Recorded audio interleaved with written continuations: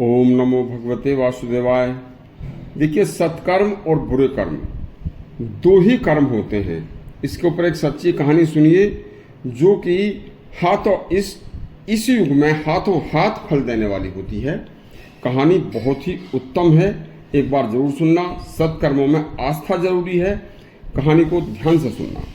सुनिए, सत्कर्म व दुष्कर्म दो प्रकार के होते हैं। सत्कर्मों का फल कलयुग में इसी जन्म में तथा दुष्कर्मों का फल भी कलयुग में इसी जन्म में मिल जाता है। ऐसे प्रमाण सामने आए हैं। इसी कारण कलयुग को इस गुण के कारण अन्य युगों से अच्छा बताया गया है। सुनिए, रामगंगा नदी के तट पर एक शिव मंदिर था। उस मंदिर में पूजा करने के लिए एक धर्मात्मा ब्राह्मण तथा एक चोर प्रतिदिन आया करते थे। पंडित जी प्रतिदिन भगवान शंकर को स्नान करा के उन पर फल और फूल आदि चढ़ाकर उनकी बड़ी श्रद्धा पूर्वक पूजा किया करते थे।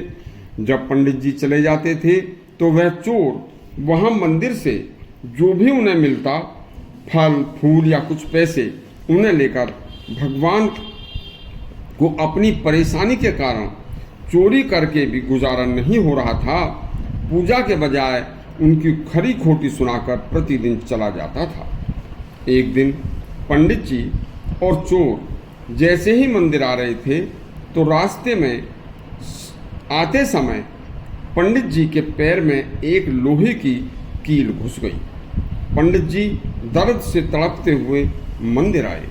उधर चोर को रास्ते में एक सोने के मुद्राओं से, सोने के सिक्कों से भरी हुई एक थैली रास्ते में पड़ी मिल गई। बस फिर क्या था, चोर उन सोने की मुद्राओं से भरी थैली को पाकर बड़ा प्रसन्न हुआ। जब चोर ने घमंड में आकर पंडित जी से कहा और वह स्वर्ण मुद्राओं से भरी थैली पंडित जी को दिखाई और बोला, देखो पंडित जी, मैं रोजाना इस मंदिर से चोरी करता था और तुम्हारे भगवान को खरी खोटी सुनाता था।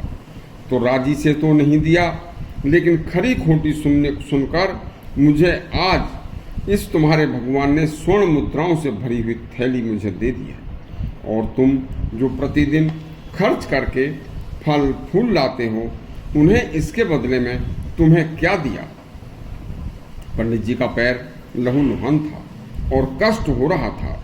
पंडित जी का पैर देखकर चोर हंसने लगा।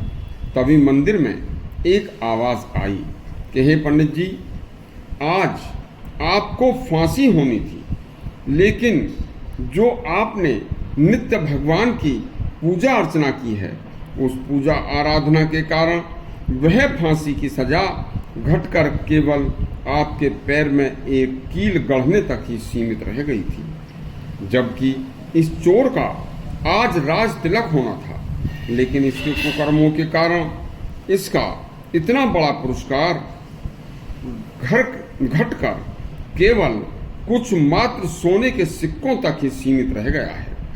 अतः आप पंडित जी रोने की बजाय संतोष पूर्वक अपने सत्कर्मों पर आस्था बनाए रखें, भगवान का भजन करें।